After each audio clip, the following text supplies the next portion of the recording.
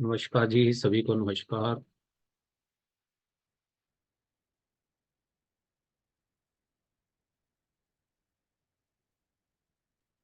नमस्कार जी। Good evening. नमस्कार आप लोगों को। प्रणाम गुरु जी। हम सर। प्रणाम गुरु जी। नमस्ते गुरुजी। नमस्ते आप लोगों को, नमस्ते। प्रणाम गुरुजी।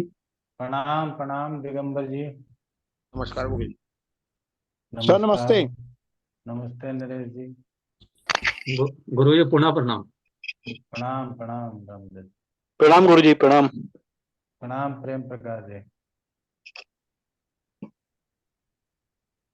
तो कहाँ तक हम लोग पहुंचे और क्या क्या मन में यदि कुछ प्रश्न आ रहा हो तो करें, फिर आगे बढ़ें।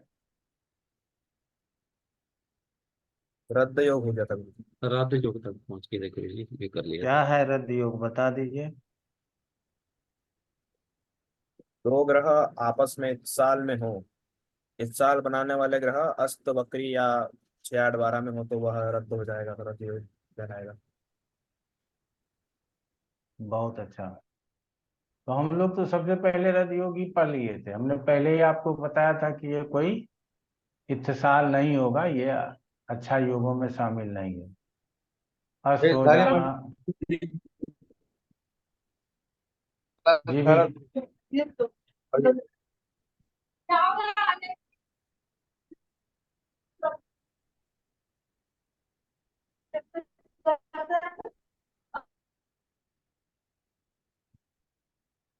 तो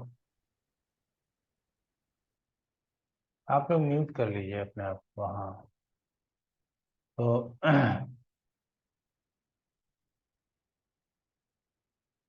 कंडीशनल स्थिति है, अस्त हो जाए, वक्री हो जाए, छठे आठवें 12वें में चला जाए,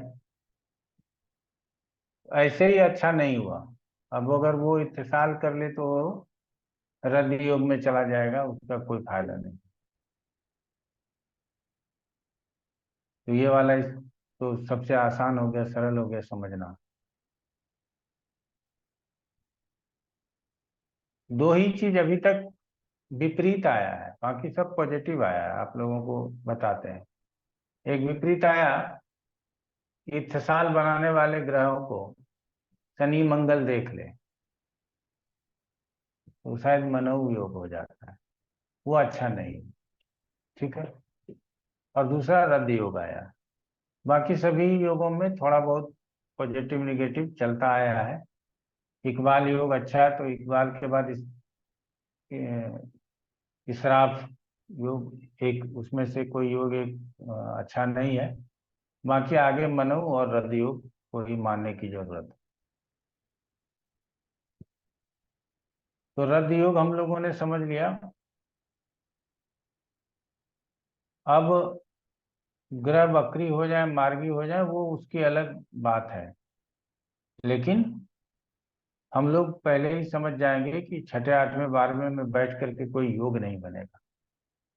जिस तरह से विपरीत राजयोग के अलावा पराशरी सिद्धांत में हम लोग क्या पढ़ते हैं कि छठे का स्वामी आठवें बारहवें में चला जाए, आठवें का स्वामी बारहवें छठे में चला है, बारहवें का स्वामी आठवें छठे में चला जाए तो विपरीत राजयोग बनता है। वैसे अष्टमेश और द्वादशेश कहेंगे जो साहचर्य के नियम के अनुसार, साहचर्य के नियम के अनुसार अष्टमेश और द्वादशेश ही हों, तो उनके लिए हम लोग ये बात कहेंगे कि वो विपरीत राजयोग बनाए। अन्य स्थितियों में विपरीत राजयोग की भी बात नहीं करेंगे। जैसे मंगल है मेष लगन में, आठवें का भी स्वामी है, बारहवें में चला जाएगा, तो यहाँ मंगल बारहवें में चला गया तो अच्छा नहीं है, लग्नेश बारहवें में चला गया। तो इस तरह से हम लोगों को समझने की जरूरत है। तो ये 12 नंबर तक हम लोगों ने पढ़ लिया था। अब 11 नंबर तक पढ़ लिया था, अब 12 नंबर है दुफाली कुत्थ योग। कहते हैं दो ग्रह आपस में इत्तेसाल में हो, लिखना है तो आप लोग लिखेंगे। दो ग्रह आपस में इत्तेसाल में हो, मंदगामी ग्रह उच्च या स्वराशि में हो।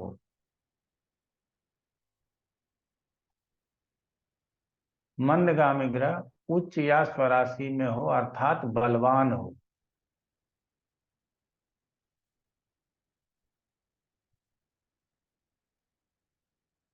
और शीघ्रगामी ग्रह कमजोर हो। तो दुफाली कुत्थ योग कहते हैं।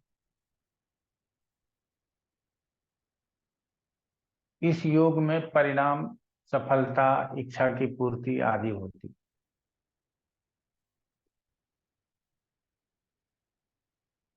तो पहले तो मंदगामी आगे होना चाहिए, उसका भोगांश अधिक होना चाहिए, ये सब हम लोग जानते हैं।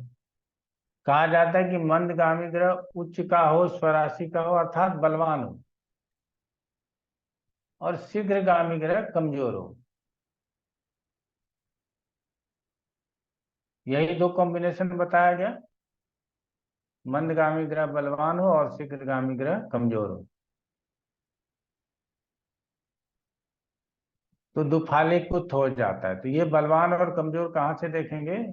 तो आपको पहला संकेत मिल ही गया कि उच्च और स्वराशि का है। दूसरा, यदि शत्रु राशि में हो, नीच राशि में हो,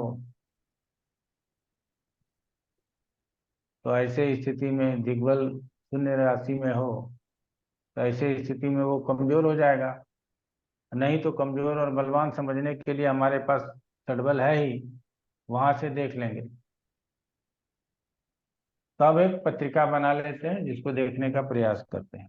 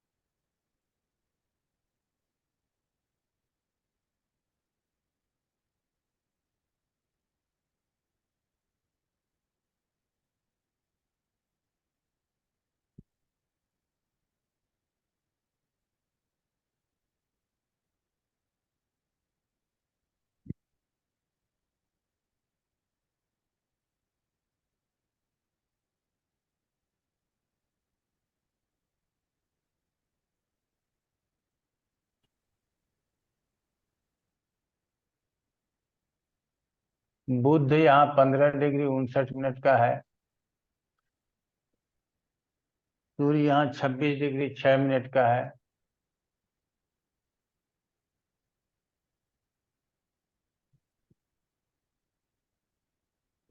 शुक्र 2 डिग्री 23 मिनट का है।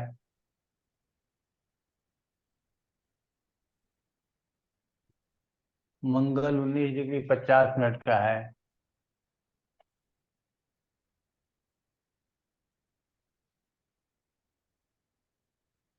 चंद्रमा 9 डिग्री 17 मिनट का है।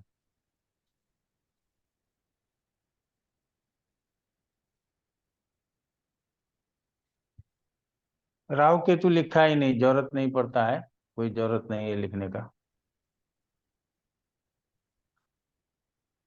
तो बुध और मंगल आपस में इत्तेसाल बना रहा है। यहाँ देखिए, बुध 15 डिग्री 59 मिनट का है और मंगल 19 डिग्री 50 मिनट का है।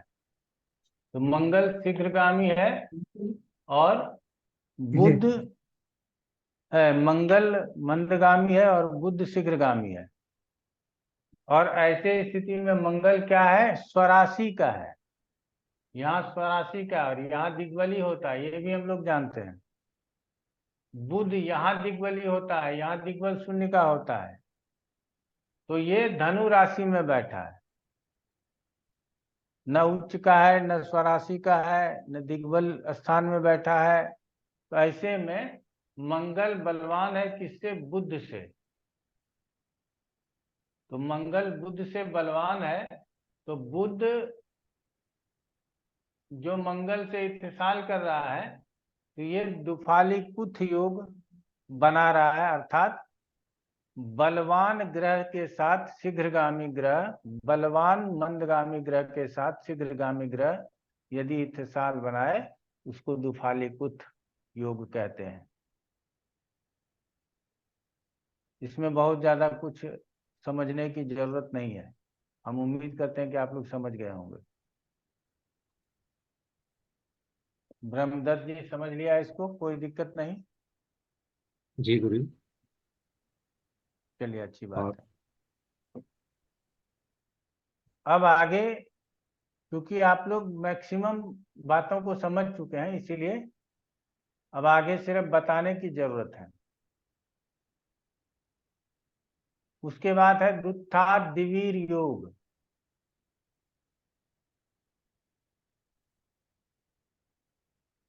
दो ग्रह निर्बल हो, लिख लीजिए इसकी परिभाषा पहले।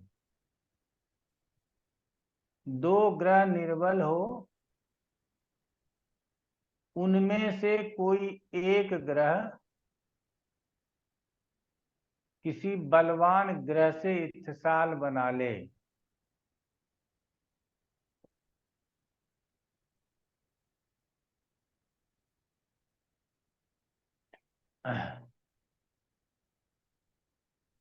उनमें से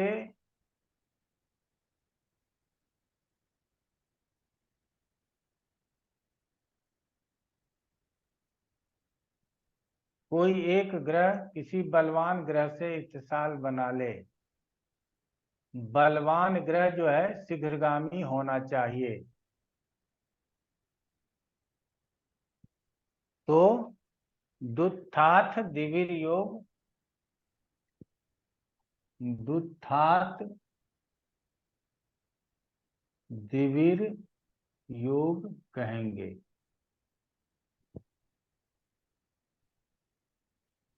इसमें भी क्या होता है कि इस योग में किसी तीसरे व्यक्ति की सहायता से कार्य संपन्न होगा। जहां किसी तीसरे की जरूरत पड़ी, वहां कोई ना कोई थर्ड पार्टी आ जाएगा। तो दो ग्रह निर्बल हो, वो दो ग्रह निर्बल हो, उनमें कोई भी एक ग्रह किसी बलवान ग्रह से, और वो जो बलवान ग्रह है वो अब मंदगामी ना हो, वो शीघ्रगामी ग्रह बलवान होना चाहिए, उसके साथ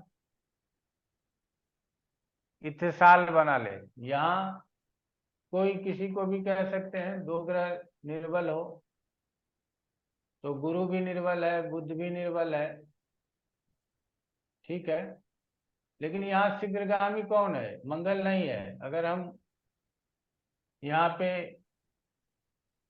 कोई और शीघ्रगामी, ये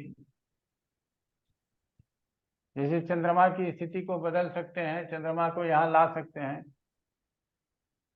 तो चंद्रमा क्या हो गया? अब कर्क राशि का हो गया, ये स्वराशि का हो गया, यहाँ आता है तो दिग्बल भी हो जाता है। तो ये चंद्रमा अब बलवान हो गया और ये गुरु के साथ इत्तेसाल बना सकता है।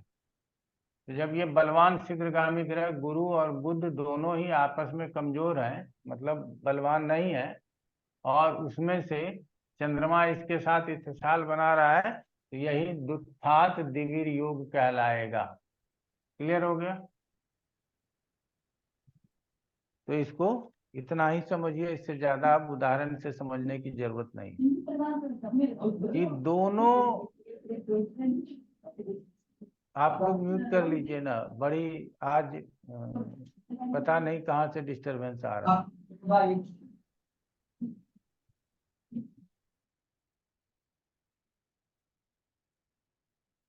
अर्थात यहाँ यही समझ में आता है कि दोनों ग्रहों से अर्थात यदि मंदगामी है और वो बलवान है, तो सिर्फ कमजोर ग्रह भी यदि उससे इत्तेसाल करता है तो अच्छा फल प्राप्त हो जाता है। और दो कमजोर ग्रह है, आपस में दृष्टि प्रभाव में है, इत्तेसाल है या नहीं है वो छोड़ दीजिए, लेकिन कोई तीसरा ग्रह जो बहुत शीघ्रगामी हो, वो बलवान हो, और उन दोनों में से किसी के साथ यदि इत्तेसाल कर ले, वो दुत्थात दिवीर योग बना लेगा, ये हम लोग कहेंगे। और इसमें भी यहाँ वहां दुफालिकुथ में किसी तीसरे व्यक्ति की जरूरत नहीं थी, लेकिन दुत्थात दिवीर योग में किसी तीसरे व्यक्ति की जरूरत है। यहाँ पे किसी तीसरे व्यक्ति के सहयोग से, यही हम लोग जानते हैं, और इससे ज्यादा कुछ जानने की के विषय में बताया भी नहीं गया। अब आगे आ जाते हैं तंबीर योग।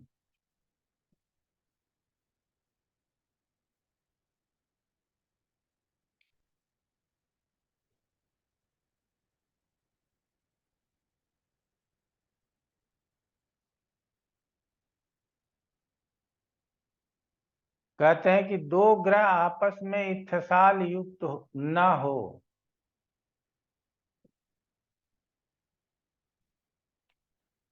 कार्येश राशि अंत में हो,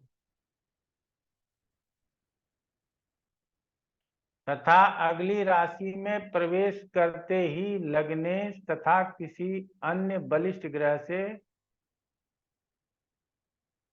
या स्वराशि में स्थित ग्रह से इत्तेसाल योग युक्त हो जाए,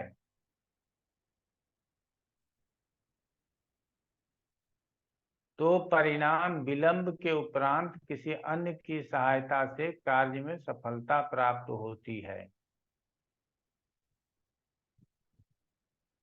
पहले क्या है कि दो ग्रह इत्तेसाल युक्त नहीं है। अब इत्तेसाल युक्त नहीं है तो दृष्टि प्रभाव में नहीं है। तो ये जो राशि अंत इत्तेसाल हम लोगों ने पढ़ा है, उसी को यहाँ अलग से बताया गया है तंबीर योग के रूप में। इसमें विशेष क्या बता दिया गया है कि वो चाहे लग्नेश हो या किसी अन्य बलिष्ठ ग्रह, अर्थात किसी बलवान ग्रह से जो दुफालिकुथ में था, उसी तरह से ये भविष्य में राशि अंत में है, और राशि अंत से दूसरे राशि में जाकर के ये बना सकता है। क्या बना सकता है? इत्तेसाल बना सकता है, और जिसके साथ इत्तेसाल बनाएगा वो बलवान हो जाए या स्वराशि का हो जाए, तो ऐसे ग्रह के साथ यदि इत्तेसाल हो जाए, इसको तंबीर योग कहेंगे। इसके परिणाम भी अच्छे ही मिलेंगे, क्योंकि राशि अंत में है तो संभावना है कि कुछ परिणाम विलंब से मिलेंगे, लेकिन परिणाम मिल जाएंगे। इसको अगर उदाहरण से समझने का अगर आपको इच्छा है तो यहाँ चले आते हैं। यहाँ पे चंद्रमा को ही रख लेते हैं। चंद्रमा 29 डिग्री का है। अभी ये आपस में इत्तेसाल में नहीं है, राशि अंत में है। इसका मतलब चंद्रमा यहाँ जाएगा तो इसके साथ फिर इत्तेसाल हो, दृष्टि प्रभाव हो जाएगा। एक साथ राशि अंत में दूसरे राशि में जाएगा तो दृष्टि प्रभाव में चला जाएगा, तो ऐसे स्थिति में भी इत्तेसाल योग बन जाएगा। चंद्रमा यहाँ नहीं है, चंद्रमा यहाँ है 29 डिग्री का, और ये इससे इसमें प्रवेश करेगा तो यहाँ से ये 3 वाला दृष्टि हो जाएगा, 3-11 वाला। तो ये अब इससे बना लेगा, और ये क्या है, स्वराशि का है। मंगल क्या है, स्वराशि का है। समझ रहे हैं ना, बलवान है मंगल। तो ऐसे स्थिति में क्या हो जाएगा, तंबीर योग का निर्माण हो जाएगा। इसका मतलब है कि प्रारंभ में तो ये दृष्टि प्रभाव में है, लेकिन 29 डिग्री में होने के कारण आपस में इत्तेसाल योग में नहीं है। क्यों नहीं है कि मंदगामी ग्रह की डिग्री कम है। तो जैसे ही ये अगले राशि में जाएगा तो शीघ्रगामी ग्रह, मंदगामी ग्रह के साथ दृष्टि प्रभाव से युक्त होगा ही, साथ में उससे इत्तेसाल भी बना लेगा। तो ऐसे इत्तेसाल को तंबीर योग के नाम से हम लोग जानेंगे। इसको कहेंगे तंबीर योग। ब्रह्मदत्त जी समझ में आ रहा है? ये को भी पता लग रहा है। चलिए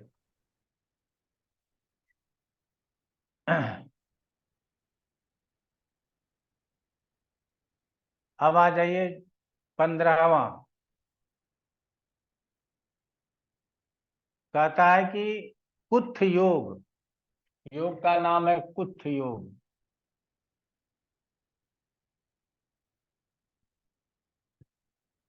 कैसे बनेगा वो लिख लीजिए। लग्नेश और कार्येश केंद्र या पन्फर में हो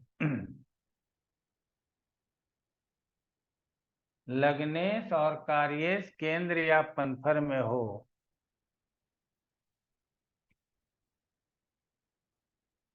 और शुभ ग्रहों से दृष्ट हो,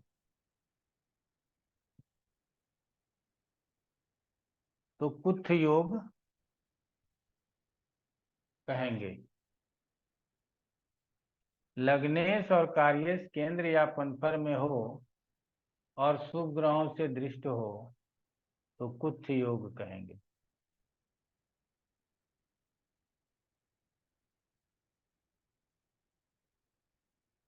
तो इसको हम लोग कैसे समझ पाएंगे, इसको समझने की जरूरत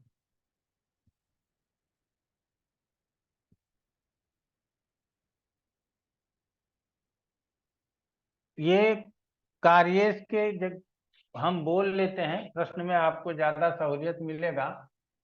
बाकी कार्येश के जगह पे कोई भी अन्य ग्रह ले सकते हैं, इसमें कहीं कोई दो राय नहीं है।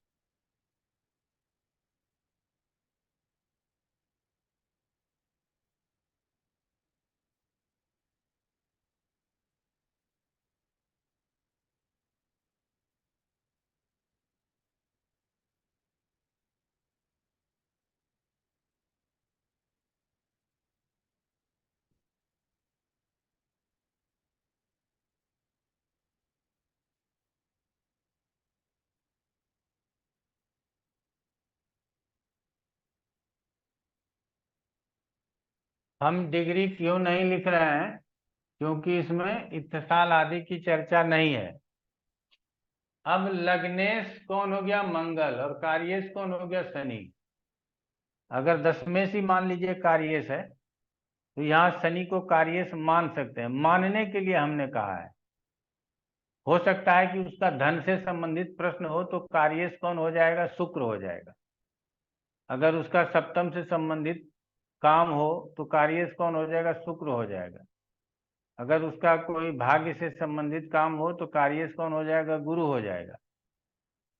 तो ऐसे स्थिति में कार्येश बदलता रहेगा, लग्नेश नहीं बदलेगा। लग्नेश और कार्येश केंद्र या पनफर में हो तो यहाँ क्या है? ये केंद्र में है, ये भी है और ये भी है। केंद्र के बाद ये पनफर, ये पनफर, ये पनफर, ये पनफर, ये पनफर है, ये आप लोग जानते हैं। अब कहा जा रहा है कि लग्नेश और कार्येश शुभ प्रभाव से युक्त और अशुभ प्रभाव से मुक्त है। यहाँ मंगल बुध के साथ है तो सूर्य शुभ प्रभाव है। यहाँ गुरु जो है की दृष्टि है, शुभ प्रभाव है। यहाँ गुरु की दृष्टि है शनि के ऊपर तो शुभ प्रभाव है, और अशुभ प्रभाव से मुक्त है, अर्थात इसके ऊपर और इसके ऊपर कोई अशुभ प्रभाव नहीं पड़ रहा हो। तो ऐसे योग को कौन सा योग कहेंगे? कुथ योग कहेंगे। इस योग का निर्माण यदि पत्रिका में हुआ है तो इसकी दशा अंतरदशा में परिणाम क्या होगा? विजय प्राप्त होगा, सफलता प्राप्त होगी, कार्य सिद्धि होगी, ये परिणाम आपको प्राप्त होगा।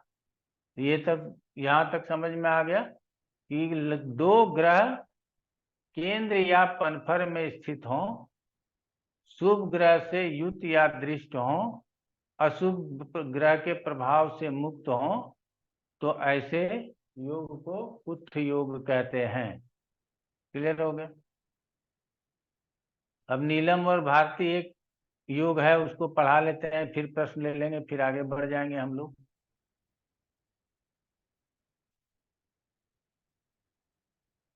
आगे आ जाते हैं। अब आ जाते हैं दुरुप योग। बहुत साधारण है, लिख लीजिए।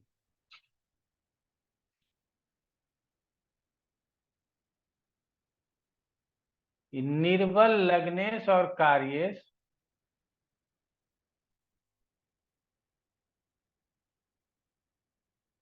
निर्बल लग्नेश और कार्येश छठे, आठवें, 12वें में अस्त या वक्री हो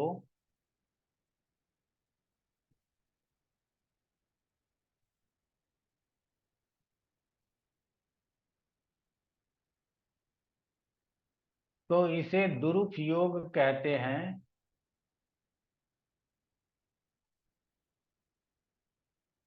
इस योग का परिणाम असफलता एवं अशुभ घटनाओं का सूचक होता है। इस योग का परिणाम असफलता तथा अशुभ घटनाओं का सूचक होता है।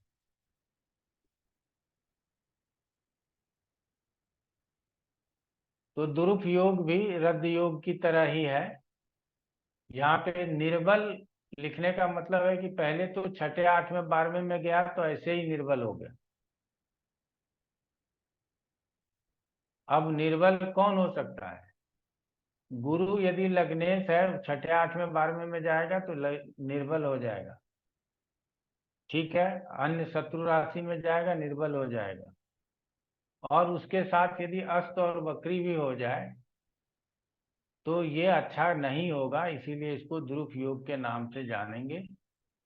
और दुरुप योग में हमारा कार्य संपन्न नहीं होता है, कार्य में अड़चन, रुकावट या कोई बड़ी घटना घट सकती है, यहाँ पे ये बताया गया है। तो ये आपके 16 योग थे जो समाप्त हो गए। और मनऊ योग, रद्द योग, दुरुप योग ऐसे 3-4 योग ही हैं जो हमारे परिणाम को शुभ नहीं बताते, बाकी परिणाम को शुभ बताते हैं। तो यहाँ सबसे ज्यादा समझने की जरूरत है कि उत्तम इत्थसाल बलवान ग्रह के साथ इत्थसाल, केंद्र त्रिकोण लाभ स्थान में बना हुआ इत्थसाल, ये सारा इत्थसाल, तीसरे ग्रहों के साथ बनाया गया इत्थसाल, चंद्रमा से दृष्ट इत्थसाल, ये शुभ परिणाम सूचक है। तो पहले तो ये याद रख लीजिएगा, बाद में धीरे धीरे एक दो बार प्रैक्टिस कीजिएगा तो नाम भी याद रहने लगेगा। नाम याद रहे न रहे, लेकिन उसके जो परिणाम है ना वो याद रहने चाहिए। और हमको अच्छा योग है या बुरा योग है इतना ही समझना है। नाम चाहे तंबीर हो जाए या कम्बूल हो जाए, नाम याद नहीं है कोई बात नहीं है, हमको योग समझ में आ गया कि इन योगों का परिणाम अच्छा होगा और इन योगों का परिणाम बुरा होगा, इतना हम लोगों को याद रखना। क्लियर हो गया? अब भारती बब्बर रनेजा। जी सादर प्रणाम। हाँ बताओ। गुरुजी, ये जो आपने कुत्थ योग बताया था जिसमें गुरु की दृष्टि मंगल पे गई है और गुरु की दृष्टि ही कार्येश, अगर हम शनि को मानते हैं तो उस पे दृष्टि गई है। एक पे सातवीं दृष्टि और 10वीं दृष्टि, तो हम इसको शत्रु और मित्र दृष्टि से नहीं देखेंगे, सिर्फ गुरु शुभ ग्रह है उसके अनुसार ही देखेंगे। हमने उदाहरण लिया है, हम्म। ज्यादा यही उम्मीद करो कि इतना ही काफी हो जाएगा। जी गुरुजी। ठीक है ना? मित्र और शत्रु के लिए हमने पहले भी बताया, जब वर्षेश निर्णय के लिए मित्र शत्रु में भेद नहीं किया गया तो हम लोगों को ज्यादा भेद करने का जरूरत नहीं है। फिर भी शत्रु से शत्रु समझना है और मित्र से मित्र समझना है। अब यहाँ चूंकि नैसर्गिक रूप से शुभ ग्रह गुरु है, उसकी शत्रु दृष्टि है, फिर भी हमने ले लिया कि लग्नेश और कार्येश के ऊपर गुरु की दृष्टि है, तो आप लोगों के समझ में आ जाए। क्लियर हो गया? अगर ये अलग से कोई पत्रिका और बनाते एकादश और तीसरे में डाल के गुरु को 5वें में रख करके ये भी रिजल्ट बनाया जा सकता था, तो वो और अच्छा हो जाएगा। लेकिन इसको भी बुरा मानने की जरूरत नहीं है, इसको हम बुरा नहीं मानेंगे। जी ठीक है? गुरुजी, आपने एक बोला था ना कि योगों में हम थोड़ा सा दृष्टियों को ज्यादा ध्यान देंगे, तो इसलिए हमने आपसे पूछ लिया। ना ना, बढ़िया किया, कोई दिक्कत तो- नहीं। और गुरुजी एक चीज और आपसे पूछनी थी। आपने जो विपरीत इत्तिसाल बताया था कि जैसे 6, तो उसका कोई गुरुजी एक एग्जाम्पल बता देंगे विपरीत इत्तिसाल का, या उसको देखने की आवश्यकता नहीं है गुरुजी? कोई जरूरत नहीं है उसको देखने की। ठीक है ना? ठीक है गुरुजी, थैंक यू। ब्रह्मदत्त जी। गुरु जी प्रणाम। ये योग गुरु जी जो देखने हैं, ये वर्ष कुंडली में देखने हैं या लग्न कुंडली में? ये वर्ष कुंडली का योग है, लग्न कुंडली में इसको नहीं देखना है। ठीक ठीक है वर्ष गुरु जी, कुंडली और प्रश्न कुंडली में देखना है। ठीक है गुरु जी, ठीक, धन्यवाद। नीलम जी। नमस्ते गुरुजी। गुरुजी, मेरा क्वेश्चन, जैसे अभी आपने, आई गॉट कंफ्यूज जब आपने बोला कि लग्नेश तो सेम रहेगा बट कार्येश चेंज हो जाएगा। तो जो अभी जैसे ब्रह्मदत्त जी ने पूछा कि ये लग्नेश मतलब जैसे वर्ष कुंडली का, तो लग्नेश भी चेंज हो जाएगा हर साल, तो वहां से थोड़ी सी कंफ्यूजन हो रही ये तो हर साल बदलेगा, तो हर साल योग भी बदलेगा, हर साल सहम भी बदलेगा, सब बदल जाएगा ना। है। ओके, थैंक यू गुरुजी। ठीक है ना? लग्नेश लग्नेश ही रहेगा। एक साल के लिए पंचमेश अलग होगा, सप्तमेश अलग होगा, नवमेश अलग होगा, तो इसको हम लोग कार्येश बोलते हैं। ठीक है ना? जब बात होगी कि हमारी शादी होगी कि नहीं होगी, तो अब हमारा कार्येश कौन हो गया? सप्तमेश हो गया। ठीक है ना? हम प्रॉपर्टी खरीद पाएंगे कि नहीं खरीद पाएंगे, तो हमारा कार्येश कौन हो गया? चतुर्थेश हो गया। तो यहाँ पे लग्नेश तो एक ही रहेगा ना, कार्येश बदल सकता है। हाँ तो जी इस गुरुजी, बात का हमको ध्यान रखना। Thank you guruji. Very good. Brahmadatt ji, हो गया आपका। चलिए जीवेश जोशी। गुरुजी, कार्येश से मतलब भाव का स्वामी, किसी भी। जिस भाव से संबंधित काम की बात हो रही हो उस भाव के स्वामी को ही कार्येश कहेंगे। और कोई प्रश्न तुम्हारा? नहीं गुरुजी। राकेश शर्मा जी। नमस्कार गुरुजी। नमस्कार। गुरुजी, मनोयोग और कंबुल योग तो एक साथ भी बन सकते हैं ना? बन सकते हैं, कोई दिक्कत नहीं। एक साथ कई योग बन सकते हैं।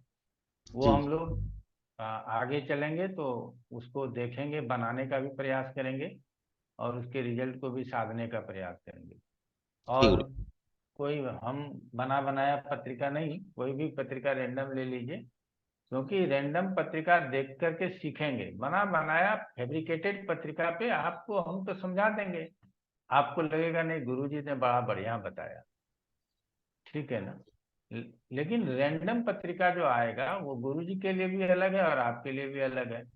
उस पे यदि रिजल्ट खोज लें, उस पे यदि हम बोल लें, तो वो हम लोगों के लिए ज्यादा अच्छा होगा। इसीलिए हम अपने पत्रिका में हमेशा जो है कोशिश करते हैं कि आप लोग पत्रिका दे दीजिए, उसके आधार पे हम उसको निकाल लें, ताकि एक लोग तो जानने वाले होंगे ना क्या घटना हो गई, जी क्या जी घटना घटी, तो उसके ऊपर रिजल्ट निकाला जा सकता है, ठीक है ना। जी गुरु जी। जी भारती जी बताइए, और क्या प्रश्न आया गुरुजी आपका। गुरुजी छोटा सा कंफ्यूजन था ये कुत्थ योग में, कि ये दोनों कार्येश और लग्नेश दोनों पे ही दृष्टि होनी चाहिए या एक पर भी दृष्टि हो तो चलेगा, तब भी देखो हम योग। एक पे भी दृष्टि हो तो अच्छा है, लेकिन दोनों पे दृष्टि होना चाहिए, तो नियम फिर यही कहता है। ये दोनों पर होना चाहिए। हाँ, पहले हम लोगों ने योग में पढ़ लिया है ना कि एक के ऊपर शुभ दृष्टि हो जाए, चंद्रमा की दृष्टि हो जी, जाए। चंद्रमा और एक। हाँ, हम्म। ऐसा ठीक हम लोगों ने पीछे पढ़ा हुआ है अलग योगों में, तो यहाँ पे दोनों की दृष्टि मांग रहा है, ठीक है दोनों गुरु के ऊपर दृष्टि मांग रहा है। हो सकता है कि एक को शुक्र देख ले, एक को गुरु देख ले, ऐसा भी हो सकता है। जी। ठीक है तो गुरु इससे जी। भी हमारा ये चीज पूरा हो जाएगा, ठीक है हम्म। ना। मतलब है कि दोनों जो भी बना रहे दोनों पे ही शुभ प्रभाव हो, गुरु शुक्र का या किसी का भी, चंद्रमा भी शुभ में ही मान सकते हैं हम। जी हाँ। ठीक है गुरु, धन्यवाद।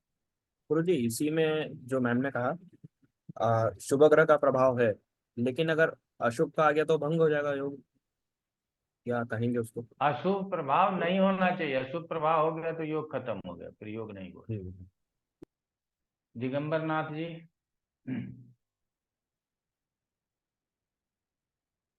प्रणाम गुरु जी। प्रणाम प्रणाम। कुत्थ योग में आपने बताया है अशुभ प्रभाव मुक्त होना है, हम्म मगर इधर शनि राहु केतु अक्ष में है, क्या हम्म। ये अशुभ प्रभाव नहीं है गुरु जी? राहु केतु को लेंगे नहीं, राहु केतु को बहुत कम लेंगे। इसमें मंगल ठीक है। शनि को ज्यादा लेना है, आपस में वो दोनों भी दृष्टि में है, लेकिन हम उसको नहीं चर्चा आप लोग किए। मंगल शनि अभी आपस में दृष्टि योग में है, लेकिन चूंकि वो ही दोनों लग्नेश और कार्येश है, इसीलिए हमने उसको माना नहीं और आगे बढ़ गए, और गुरु से जो दृष्टि प्रभाव था उसको हमने शुभ दिखा दिया, ठीक है ना। ठीक।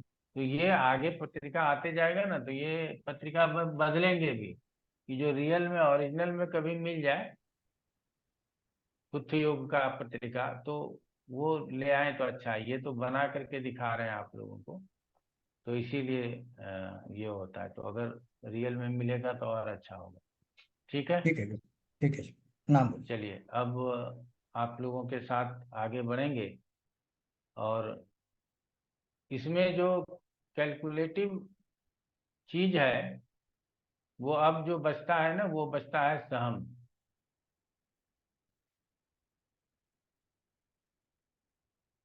और थोड़ा सा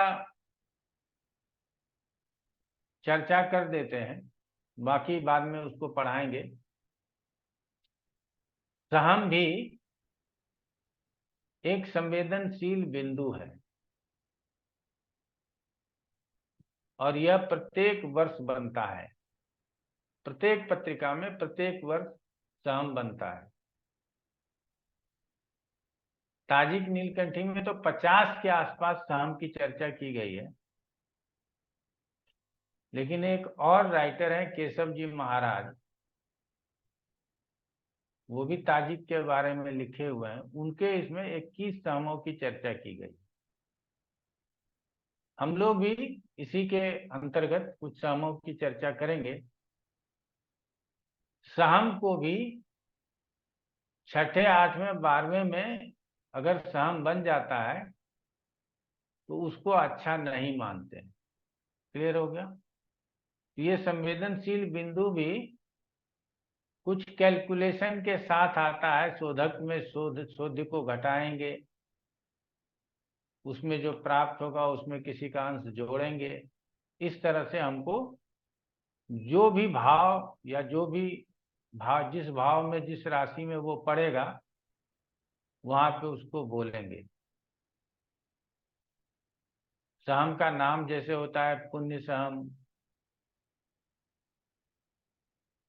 विद्या सहम, गुरु सहम, यश सहम, मित्र सहम, आशा सहम, सामर्थ्य सहम, राज सहम, मातृ सहम, पुत्र सहम, जीव सहम, रोग सहम, व्यापार सहम, वणिक सहम, कर्म सहम, बंधन सहम, बंधक सहम, प्रीति सहम, परदारा सहम, शत्रु सहम, गौरव सहम, भ्रातृ सहम। इस तरह से सहम के कई नाम हैं और सब जो है वही घटा बढ़ा करके जोड़ घटाव करके निकाला जाए।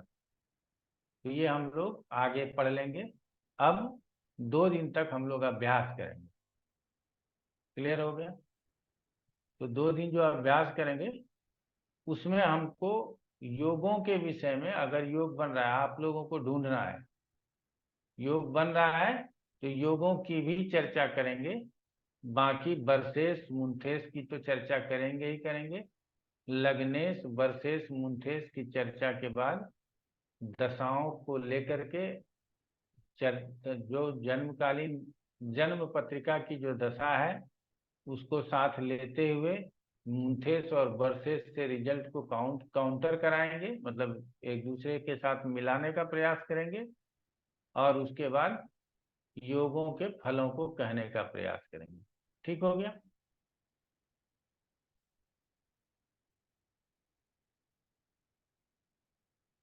तो कोई पत्रिका देना चाहते हैं तो दीजिए, उनके इस साल का निकालेंगे।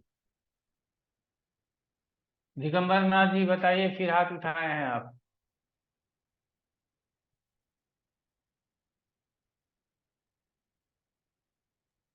नहीं सर, वो हो गया सर। ठीक, हाँ जी, कोई बताऊं? मैं बताऊं? बताइए Brahmadatt ji. Male female? Female. 27 May 2002,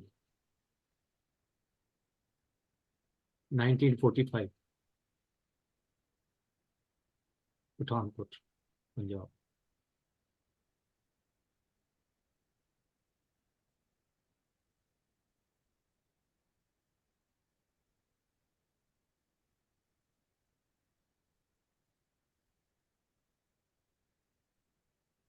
ये पत्रिका हो गई और जन्म जो है मई का है, तो मई से मई तक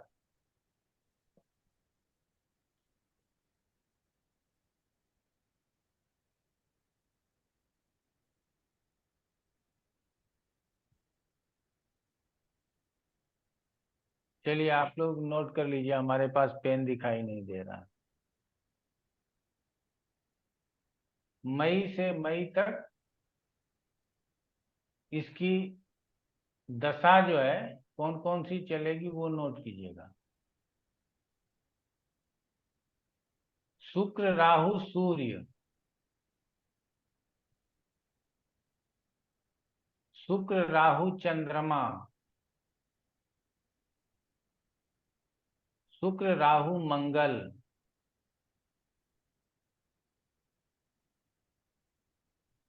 शुक्र राहु गुरु,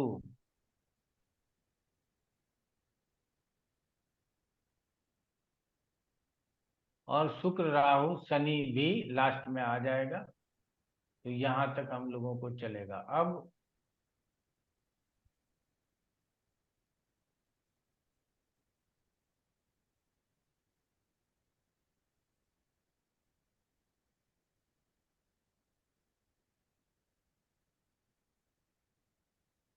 हम लोग पहले कहाँ चले जाते हैं? Planetary strength.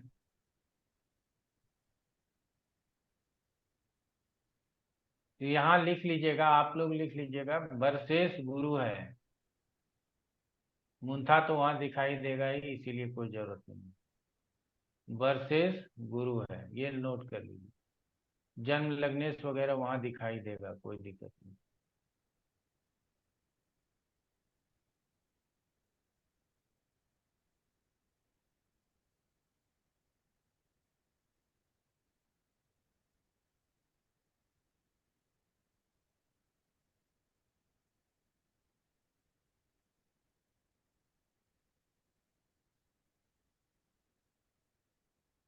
अच्छा, चार्ट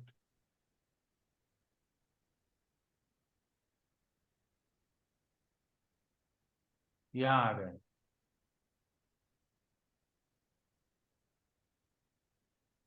जब विंशोत्तरी दशा भी आ ही जाता है तो उसको उतारने की कोई जरूरत नहीं थी। ठीक है, चलिए, कोई बात नहीं।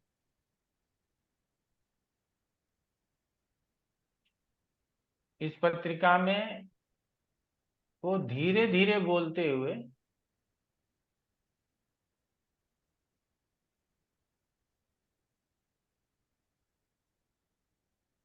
योगों को भी ढूंढने का प्रयास करेंगे।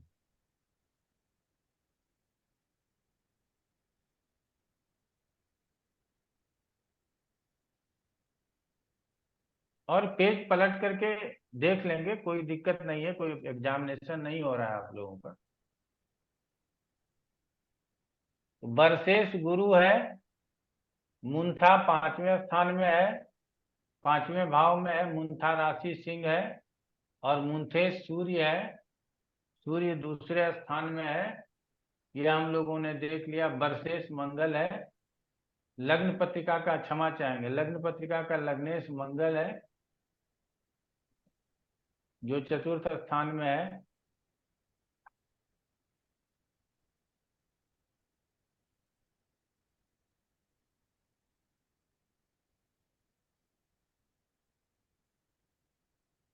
बोलना शुरू करो, जीवेश जोशी बोलो भाई।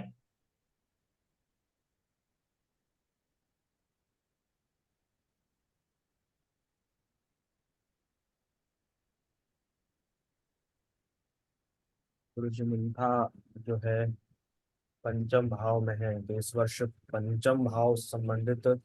पहले देखो, पंचम से मत जाओ, हमने हाँ, पहले ही लग्न। कहा है कि लग्न जी से शुरू करो। जी, लग्न लग्न। को पकड़ो, फिर मुंथा पकड़ो, फिर वर्षेश पकड़ो, फिर दशा पकड़ो, ऐसे पकड़ो। मैंने सीक्वेंस भी बताया हुआ है, तो उस सीक्वेंस को लेकर के चलोगे तब तो कुछ पकड़ाएगा, नहीं तो कुछ भी पकड़ में नहीं आएगा। वर्ष पत्रिका जो है मेष लग्न की है, और लग्न में गुरु बुध राहु इनका प्रभाव है। तो इस वर्ष इनका जो स्वभाव है, बुध गुरु से संबंधित। गुरु जी पहले कोई और बता देते, हम देख लें। भारतीय अनेजा वही हिम्मत करती है, पीछे से तो सभी लोग बोल लेते हैं, पहले बोलने के लिए प्रयत्न करना चाहिए। और गुरु जी, सर्वप्रथम अगर हम इनकी लग्न की बात करें तो लग्न में गुरु है, बुध है, तो और राहु भी है। तो अगर हम ये कहें कि इनका स्वभाव कैसा होगा, तो स्वभाव में सौम्यता होगी, चेहरे पे एक सौम्यता होगी क्योंकि गुरु वहां पे है, बुध है अभी तो। बताता हूं मैं कि ये 1 वर्ष की पत्रिका है, तो हमको स्वभाव निर्धारित नहीं करना है, इस साल उसका एटीट्यूड कैसा रहेगा ये निर्धारित करना। जी गुरु जी, ये वर्ष कुंडली को हम सर्वप्रथम देखेंगे तो गुरु बुध और है तो जो इनका चेहरा, मतलब इनमें ज्ञानवान होंगी, ये चेहरा जो होगा सौम्य भी होगा क्योंकि गुरु है। बुध है तो बुद्धि भी होगी।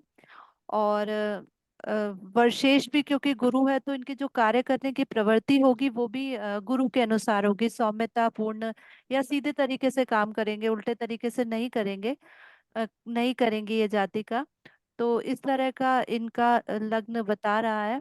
और अगर हम अब मुंथा की बात करते हैं तो मुंथा 5वें भाव में है। मुंथा 5वें भाव में है तो मुंथा अच्छा है 5वें भाव में होना। और यानी कि इनको उद्यम का के साथ होगा। इनको जो भी कार्य जो जो भी संबंधित फल मिलेंगे वो उद्यम से मिलेंगे, भले वो हायर एजुकेशन, क्योंकि इस वर्ष इनकी उम्र 21 वर्ष की है। तो जो भी फल इनको प्राप्त होंगे उनको उसके लिए प्रयत्नशील रहना पड़ेगा, भले वो हायर एजुकेशन होगा या कुछ भी चीज होगी।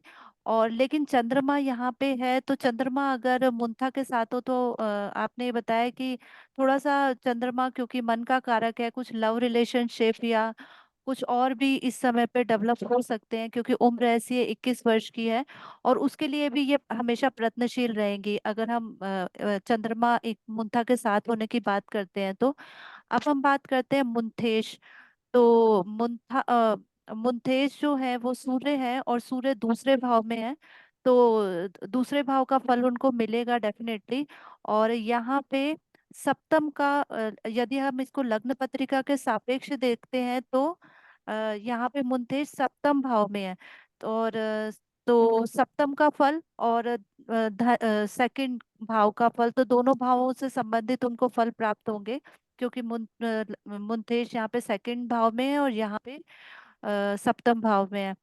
अब अगर हम वर्षेश की बात करें तो वर्षेश जो है गुरु है जो लग्न में बैठे हैं, और लग्न पत्रिका में वो द्वितीय भाव के और पंचम भाव के स्वामी है गुरु। तो वर्षेश के अनुसार इनको वर्षेश के अनुसार इनको द्वादश भाव और नवम भाव के स्वामी है, द्वितीय भाव और पंचम भाव का स्वामी वो लग्न पत्रिका का है, ठीक है।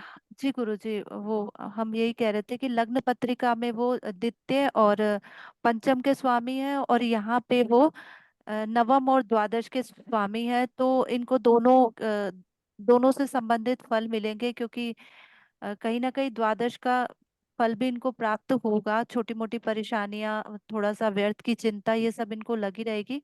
बाकी ओवरऑल गुरु का अच्छा है, क्योंकि यहाँ पे जो इनकी मूल त्रिकोण राशि है वो नवम भाव में है वर्ष कुंडली में, और यहाँ पे जो मूल त्रिकोण राशि है वो द्वितीय भाव में है।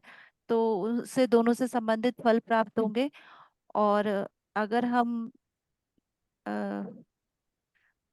गुरुजी अगर हम दशाओं की बात करें तो अभी इनका शुक्र में गुरु की दशा चल रही है। एक सेकंड।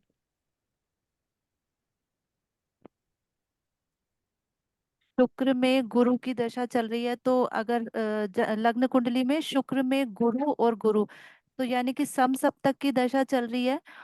और एक तरीके से हम ये मान सकते हैं कि अनुकूल दशा तो है लेकिन प्रतिकूल स्थिति है, क्योंकि गुरु का अष्टम में जाना किसी न किसी तरह की परेशानियां उत्पन्न करेगा, भले वो स्वास्थ्य को लेकर हो या फिर तो गुरु क्योंकि क्योंकि मुख्य अंतर्दशा है, तो अष्टम में गई है, तो प्रतिकूल परिस्थिति होने के कारण प्रभाव में अंतर आएगा।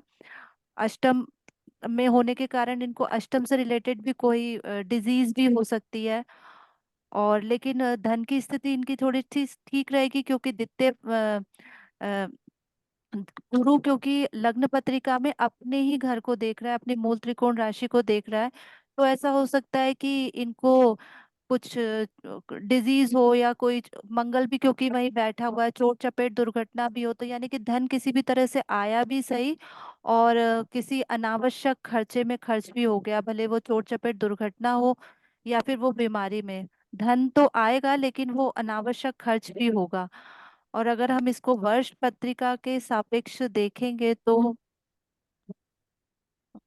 गुरुजी अभी समझ नहीं आ रहा, अभी इतना है। चलो ठीक है, कोई बात नहीं। रवि कुमार जी। जी सर, बहुत बहुत प्रणाम सर।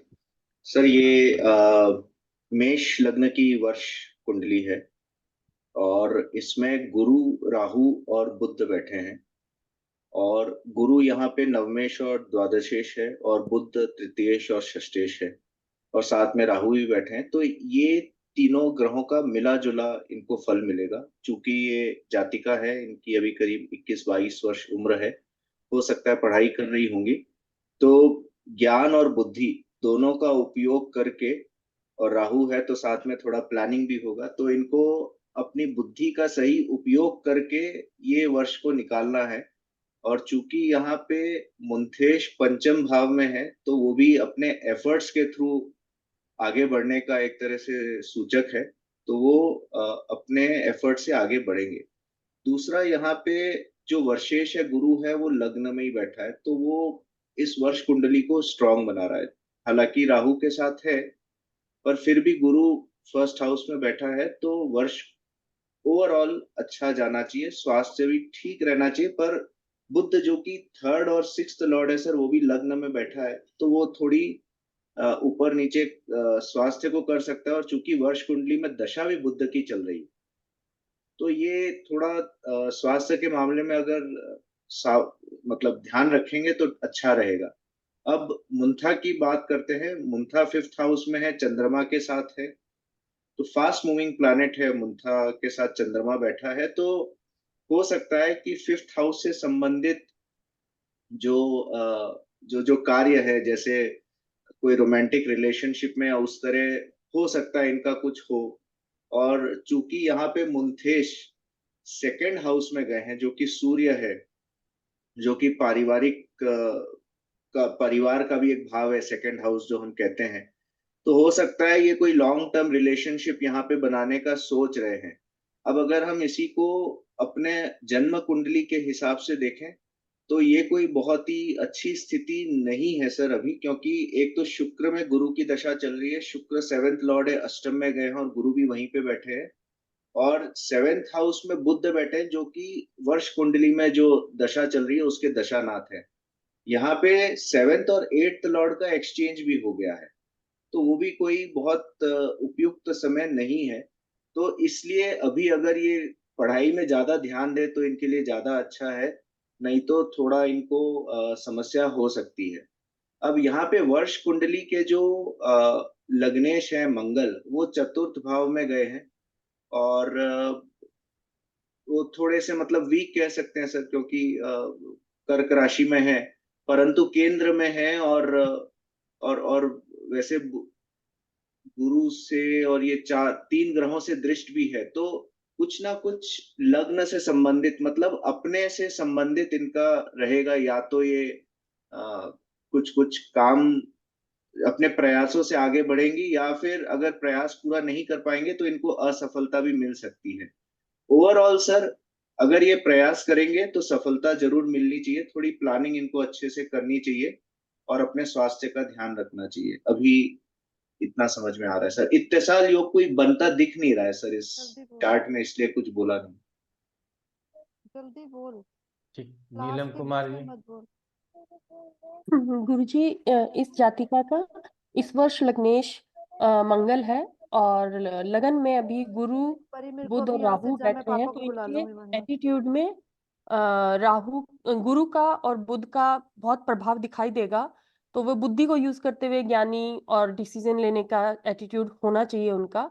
और जब हम मुंथा पे आते हैं, तो मुंथा फिफ्थ हाउस में बैठा है, तो इनको फिफ्थ हाउस से रिलेटेड रिजल्ट देगा। यहाँ पर अगर वो प्रयत्न करेंगी, हिम्मत करेंगी, तो उनको फल मिलेगा। फिफ्थ हाउस का एजुकेशन से भी रिलेटेड हो सकता है, वो इनकी एज को देखते हुए रोमांस या कुछ ऐसा सगाई रिलेशनशिप से भी रिलेटेड कुछ हो सकता है।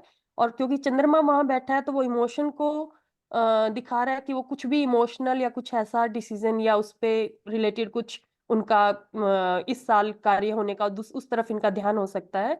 अब हम बात करें कि मुंथेश सेकंड हाउस में गया है, जो सूर्य है, और जो कारक के हिसाब से भी वो पिता को भी रिप्रेजेंट करता है, और कुटुंब परिवार और उस घर में बैठा है। तो इनके परिवार से रिलेटेड अभी इनको थोड़ा सा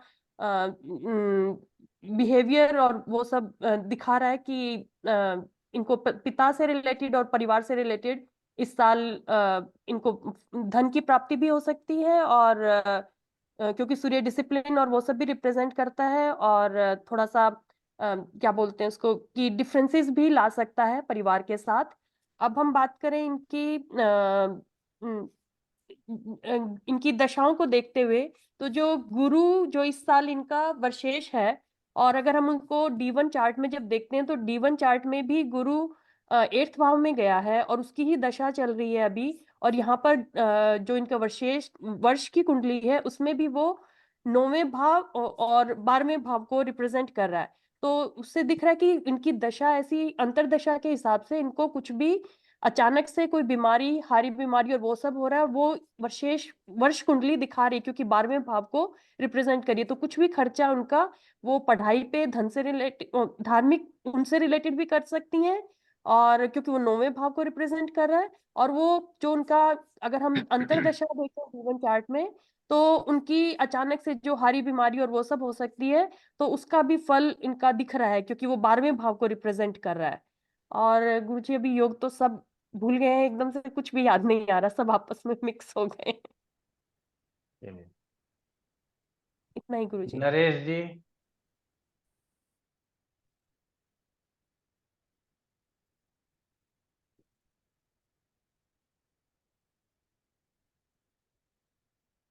जीवेश जोशी, अब तो बोल सकते हो। जी जी गुरुजी। हाँ, गुरुजी, मेष लग्न की वर्ष पत्रिका बन रही है। लग्न में बुध और गुरु हैं।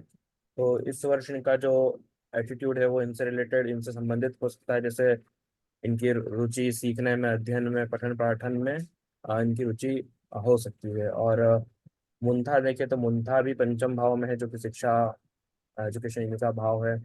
तो बुद्धि विवेक से सही जगह अपनी बुद्धि लगा करके परिश्रम से ये शिक्षा के क्षेत्र में सफलता प्राप्त कर सकते हैं।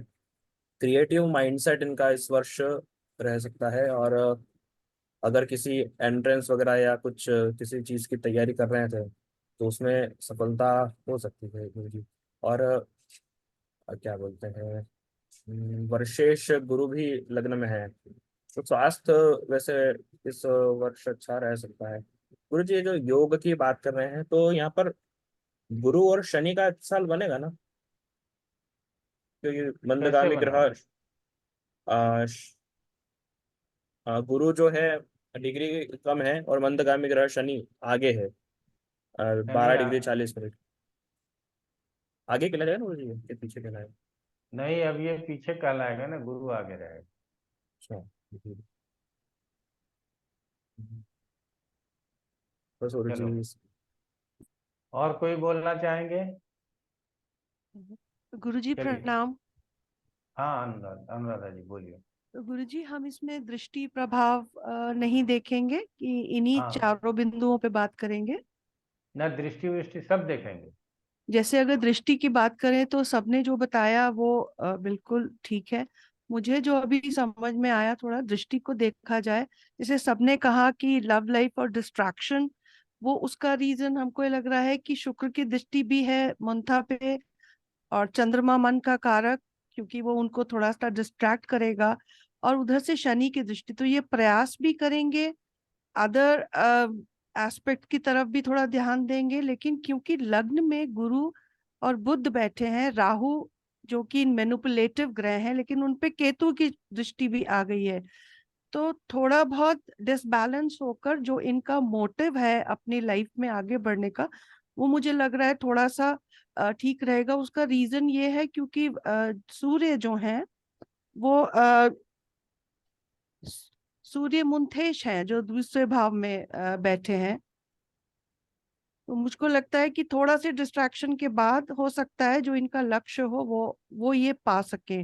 लेकिन अगर केंद्र में अगर हम देखें तो गुरु, बुध, राहु, मंगल, केतु, ये चारों आपस में दृष्टि संबंध बना रहे हैं, जो कि इनको धीरे धीरे, कभी ये ऑन एंड ऑफ कुछ आगे बढ़ने का प्रयास करेंगी, उतना ही इनको पीछे, इनका मन ही इनको, चंद्रमा इनको पीछे ले जाने का प्रयास करेगा, क्योंकि उस पे शनि की भी दृष्टि है।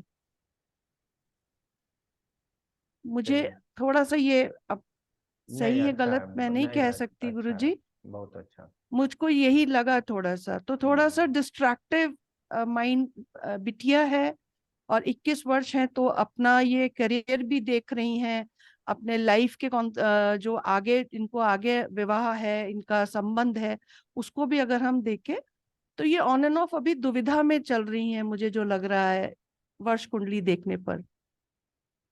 और बाकी जो D1 चार्ट में जो दशा आपने बताई, शुक्र में राहु और सूर्य, तो शुक्र की दशा है तो इनकी जो मनोकामनाएं हैं वो तो बढ़ी हुई हैं, बहुत ज्यादा बढ़ गई हैं, और वो तृतीय भाव पराक्रम भाव में भी है वर्ष कुंडली में। तो हो सकता है थोड़ा थोड़ा सा डिस्ट्रैक्शन के बाद ये अपना पाथ लेने का प्रयास करेंगी, बट इनको हिंड्रेंस बहुत रहेगी, जो मुझे अभी तक समझ में आया है। हो सकता है चलिए, हम गलत हों गुरुजी। बिल्कुल कोई बात नहीं। दिगंबर नाथ जी, शायद हम नाम सही पढ़ पा रहे हो। दिगंबर मठ। अच्छा, दिगंबर मठ एम है, चलिए ठीक है। हाँ, प्रणाम गुरु जी। मुझे ऐसा प्रणाम लगता है ये जातिका का हायर एजुकेशन से कुछ प्रॉब्लम है, क्योंकि शनि ने पंचम और नवम को एक्टिवेट कर रखा है।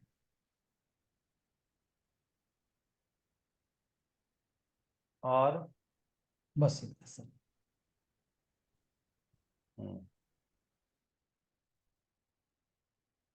चलिए, थोड़ा सा हम भी रोशनी डाल देते हैं, आप लोगों की तरह हम भी सीख ही रहे हैं वर्ष कुंडली, तो हम भी रोशनी डालें। तो हम जो हमेशा कहते हैं कि साल का एटीट्यूड लग्नेश को बताना चाहिए।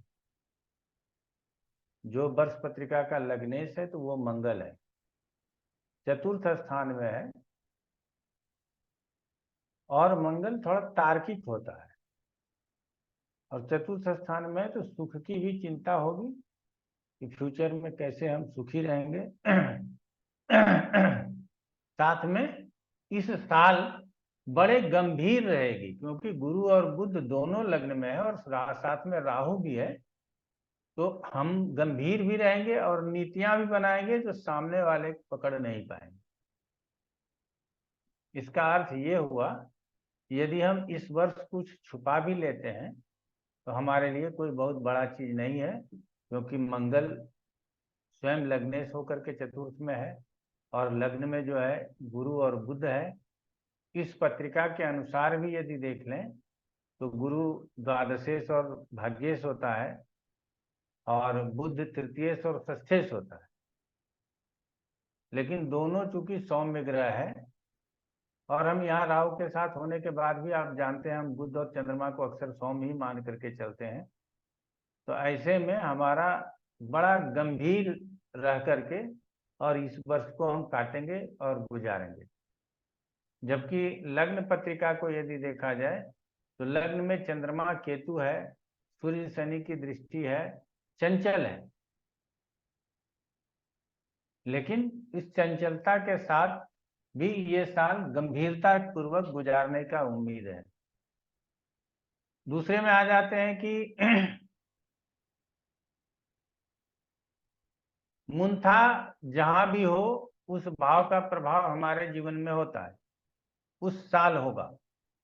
तो पंचम में है तो पंचम का प्रभाव होगा, तो पंचम का प्रभाव है कि हम हायर एजुकेशन के लिए प्रयासरत हैं, या तो कोई कंपटीशन का एग्जाम दे रहे हैं, या तो आगे अपने पीछे कुछ कर लिया है, आगे कुछ करने की चेष्टा रख रहे हैं, या फिर हम अब किसी नौकरी के लिए प्रिपरेशन कर रहे हैं, नौकरी की तलाश कर रहे हैं। तो मुंथा अच्छे स्थिति में है और चंद्रमा वहां बैठा है, तो ये भी बताता है कि हो सकता है कि हमारा किसी के साथ प्रेम संबंध हो। अगर न किसी के साथ हो तो हमारा कुटुंबों के साथ मिलना जुलना ज्यादा हो जाए, अपने परिवार के साथ, ननिहाल का हो, दादी के घर का हो, नानी के घर का हो, लोगों से मिलना जुलना अधिक हो जाए, क्योंकि मुंथेश गया है सेकेंड हाउस में। अब मुंथेश है कौन? सूर्य है। तो हो सकता है कि हमारे पिता के लिए ये वर्ष अच्छा रहे, पिता को धन का आमदनी अच्छा हो, पिता का हमको सहयोग मिले, कुटुंबों का हमको सहयोग मिले, इसकी संभावना है। वर्ष कैसा गुजरेगा? तो गुरु की तरह गुजरेगा। गुरु लग्न पत्रिका के साथ साथ वर्ष पत्रिका में भी अच्छे स्थानों का स्वामी है, इसीलिए हमारा ये वर्ष अच्छा गुजरेगा। प्रभाव लग्न के ऊपर है, सेकेंड हाउस के ऊपर है, पंचम हाउस के ऊपर है, ये सब हम लोग देख रहे हैं। इसका मतलब है कि अब जो हम वर्ष कुंडली के लग्न कुंडली की दशा देखते हैं, तो लग्न कुंडली की दशाओं में देखते हैं कि सबसे पहले शुक्र राहु चंद्रमा को देख लेते हैं। इसका मतलब है कि इमोशंस हमारे ऊपर हावी होता है, और पहले ही क्रम में हम किसी बात को या तो हम किसी हायर एजुकेशन के लिए प्रयासरत हो जाते हैं, या नहीं तो हम किसी न किसी इमोशनल बंधन में बंधने का प्रयास करते हैं। उसके बाद मंगल है, हमने कहा कि चतुर्थ में है, तो ये इस साल हमको भविष्य में सुख कैसे हो, या हम घर में सुखी कैसे रहें, या फिर घरेलू कुछ सामानों की खरीदारी करने में हम अपने घर वालों को कुछ हम खरीद तो नहीं सकते, इस उम्र में हमारी सामर्थ्य नहीं है, तो हम अपने माँ बाप को कह सकते हैं कि ये सामान खरीद लो, वो सामान खरीद लो, इसकी भी संभावना जताया जा सकता है।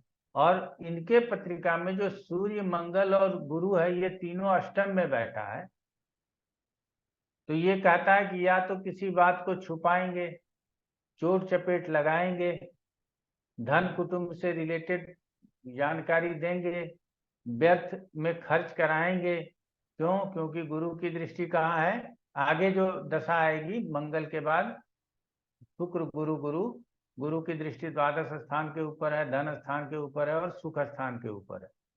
शुक्र की दृष्टि भी धन स्थान के ऊपर है, मंगल की दृष्टि भी धन स्थान के ऊपर है। उसके बाद जो शनि आएगा वो भी लग्न के ऊपर है। तो इसका मतलब है कि थोड़ा चोट चपेट से भी बचना पड़ेगा। बाकी हम नहीं तो हमारे पिता को धन लाभ होगा, और हमको पढ़ाई लिखाई में हम आगे बढ़ेंगे, नौकरी की चेष्टा करेंगे, ये सारी बातें होंगी।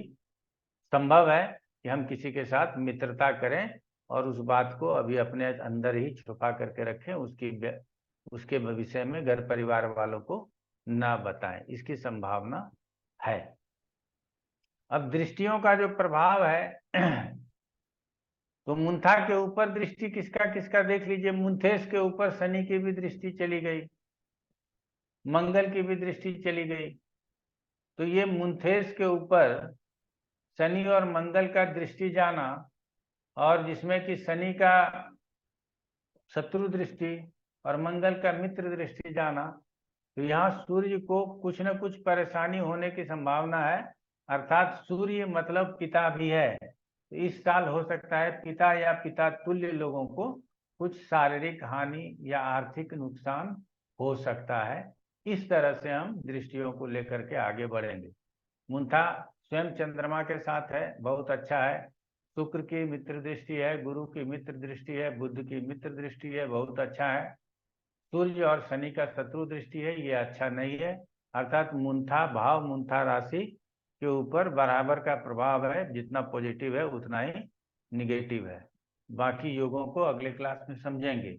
अब ब्रह्मदत्त जी से पूछेंगे कि वो बताएं कि क्या क्या आपने समझा और क्या बच्ची में आपको दिखाई पड़ता है। हाँ गुरुजी प्रणाम। हम्म।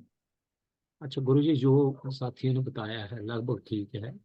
जाति का गंभीर है, ठीक है, पढ़ रही है, बीएससी कर रही है, नॉन मेडिकल, लास्ट सेमेस्टर चल रहा है, ठीक कर रही है काम, लेकिन थोड़ा सा आलस्य है और जिद्दी भी है, थोड़ा क्रोध भी ज्यादा करती है, और बाकी थोड़ा शादी की भी बात थोड़ी वो है तो चल रही है, और थोड़ा लग रहा है कि मुझे थोड़ा ढीलापन है, ये थोड़ा स्टडी में उतना स्टडी नहीं कर पा रही है, ऐसा मुझे लगता है।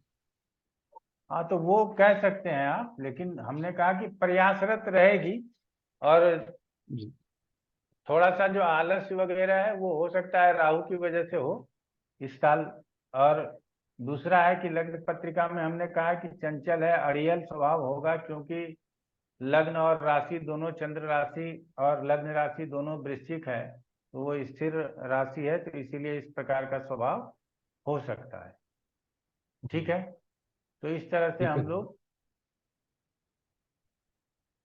बातों को समझने और समझाने का प्रयास करेंगे।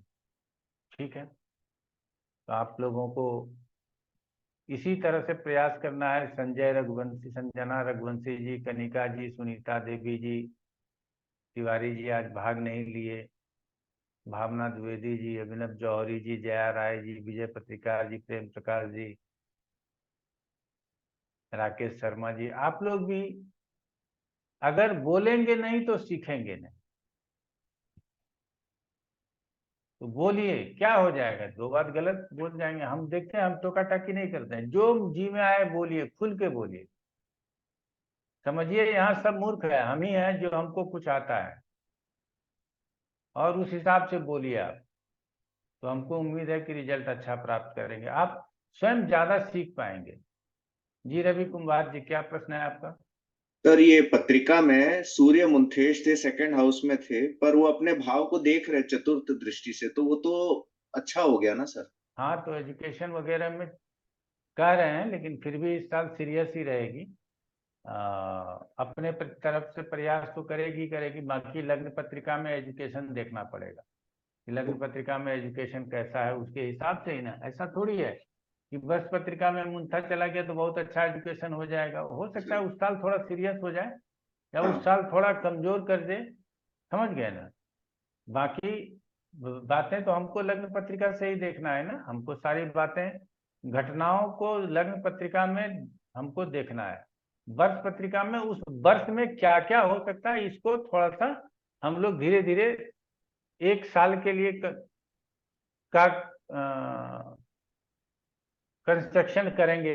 वर्ष पत्रिका से एक साल को ही कंस्ट्रक्ट करेंगे, एक साल से ज्यादा को करने की जरूरत है ही नहीं हमको, तो उसको समझने का प्रयास करेंगे। जी कुमार जी बोलिए। जी सर, दूसरा आपने जो बात बोली कि सूर्य पे मंगल की मित्र दृष्टि और शनि की शत्रु दृष्टि है, फोर्थ दृष्टि और 11th दृष्टि है, तो सर यहाँ पे आपने बोला कि पिता से संबंधित कुछ प्रॉब्लम हो सकती है, उस तरह आपने बताया, पर अगर हम इसको ऐसे देखें कि 5th हाउस के लॉर्ड है सूर्य और मुंथेश भी, और 2nd हाउस में ये दोनों ग्रहों से दृष्ट हैं, तो हम ये भी बोल सकते हैं कि पढ़ाई में दिक्कत हो सकती है क्योंकि 5th लॉर्ड है, या रोमांटिक रिलेशन में ये प्रॉब्लम भी, हो सकती हाँ ये भी बोल सकते हैं, लेकिन चूंकि सूर्य सीधा सीधा पिता है, तो पिता को इसका प्रतिफल भोगना ही भोगना है। है।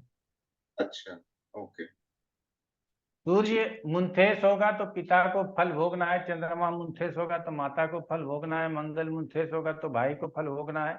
ये हमेशा से इस बात को भी रिलेट करके चलना पड़ेगा आपको। ओके जी सर। गुरुजी वैसे ही हुआ ना कि अच्छा पढ़ेगी तो पिता को लाभ है, और नहीं पढ़ेगी तो पिता को कष्ट है, हाँ, वो भी तो उसको रिलेट कर सकते हैं ये हम भी लोग। कह सकते हैं। और साथ में चूंकि पिता स्थान का स्वामी हमने कहा 2nd हाउस में है, तो हो सकता है कि पिता को कोई कोई लाभ प्राप्त हो इस साल, किसी भी प्रकार का फाइनेंशियल कुछ लाभ प्राप्त हो।